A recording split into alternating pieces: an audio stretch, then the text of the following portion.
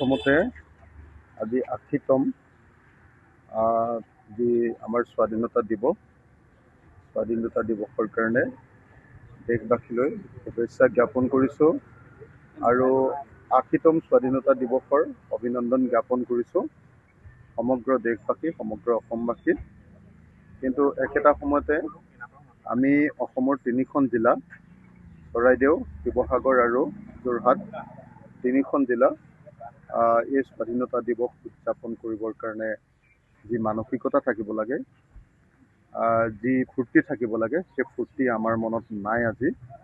তাৰ কাৰণটো হ'ল যোৱা 19 জুলাই তাৰিখৰ দিনা যি মহাপ্ৰলয় আহিলে নাগালেণ্ডৰ পৰা অসম পৰ্যন্ত যি মহাপ্ৰলয় আহিলে, সেই মহাপ্ৰলয়ে সমগ্ৰ 3খন জিলাৰ সকলো আন্তঃগাঁথনি ভাঙি চিঙি শেষ কৰি থৈ গ'ল।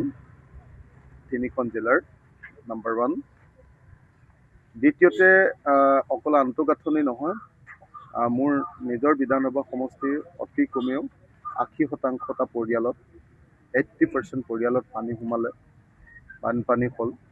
ঘৰ দুৱাৰ কাৰোবাৰ একেবাৰে ভাগি ছিগি শেষ হৈ গ'ল, কাৰোবাৰ ঘৰ দুৱাৰ ধ্বংস হৈ গ'ল, কাৰোবাৰ ঘৰৰ ভিতৰত থকা সকলো ধৰণৰ সা সম্পদ ধ্বংস হৈ গ'ল।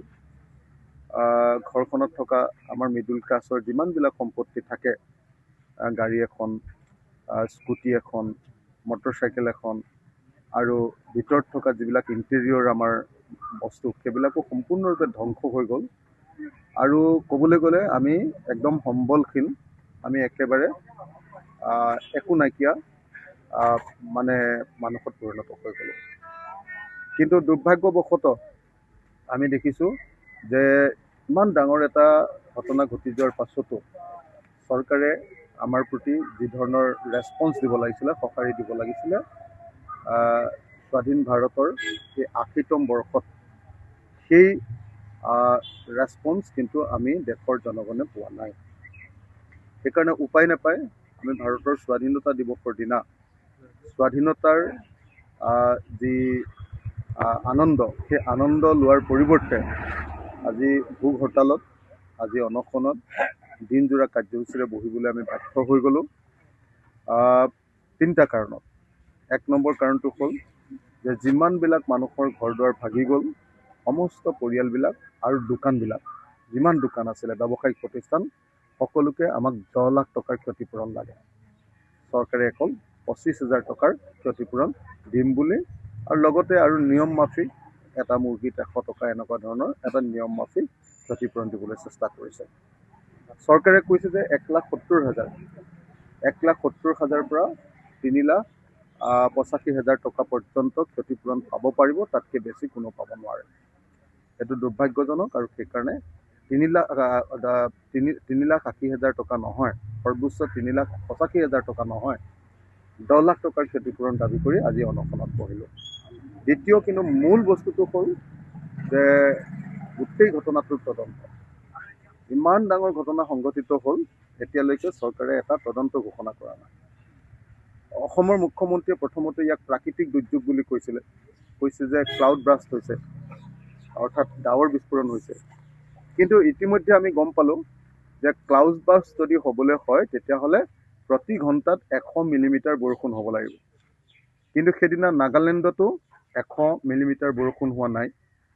নাগালেণ্ডত সেইদিনা 24 ঘণ্টাত 137 মিলিমিটাৰ বৰষুণ হৈছে, ঘণ্টাত 100 মিলিমিটাৰ বৰষুণ হোৱা নাই। আৰু আমাৰ সোণাৰীতো ঘণ্টাত 100 মিলিমিটাৰ বৰষুণ হোৱা নাই, বৰং একেই 24 ঘণ্টাত 163 মিলিমিটাৰমান বৰষুণ হৈছে। গতিকে এইটোৱে প্ৰমাণ কৰে যে এইটো ক্লাউড ব্ৰাষ্টৰ কাৰণে, অৰ্থাৎ প্ৰাকৃতিক দুৰ্ঘটনাৰ কাৰণে, প্ৰাকৃতিক ঘটনাৰ কাৰণে এই ইমান ডাঙৰ দুৰ্যোগ মহাপ্ৰলয় অহা নাই। 1750 চনত কেৱল এই দুৰ্যোগ হোৱা বুলি আমি গম পাইছিলোঁ। 1750 চনত আহোম যুগত এনেকুৱা এটা ডাঙৰ দুৰ্যোগ আমাৰ দিখৌপুৰীয়া ৰাইজৰ ওপৰত হৈছিলে বুলি গম পাইছিলোঁ। তাৰ পাছৰ আটাইতকৈ ডাঙৰ দুৰ্যোগটো ইমান ডাঙৰ, ইয়াক ৰাষ্ট্ৰীয় দুৰ্যোগ ৰূপে ঘোষণা কৰা উচিত আছিলে। কিন্তু দুৰ্ভাগ্যৰ কথা যে এতিয়ালৈকে ৰাষ্ট্ৰীয় দুৰ্যোগ ৰূপে ঘোষণা কৰা নাই।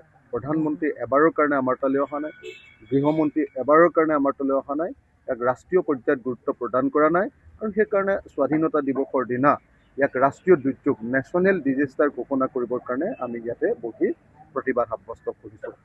তৃতীয় কথাটো হ'ল যে আমাৰ গোটেই জিলা তিনিখনৰ ইনফ্ৰাষ্ট্ৰাকচাৰ আন্তঃগাঁথনি কমপ্লিটলি ধ্বংস হৈ গ'ল। স্কুল সম্পূৰ্ণৰূপে ধ্বংস হ'ল, ধৰ্মীয় অনুষ্ঠান সম্পূৰ্ণৰূপে ধ্বংস হ'ল, ৰাস্তা পদূলি সম্পূৰ্ণৰূপে ধ্বংস হ'ল। গতিকে ধ্বংস হৈ যোৱা এই ইনফ্ৰাষ্ট্ৰাকচাৰ বা আন্তঃগাঁথনি পুনৰ নিৰ্মাণৰ ব্যৱস্থা গ্ৰহণ কৰিবৰ কাৰণে দাবী জনাই আজিৰ এই কাৰ্যসূচী গ্ৰহণ কৰা হৈছে।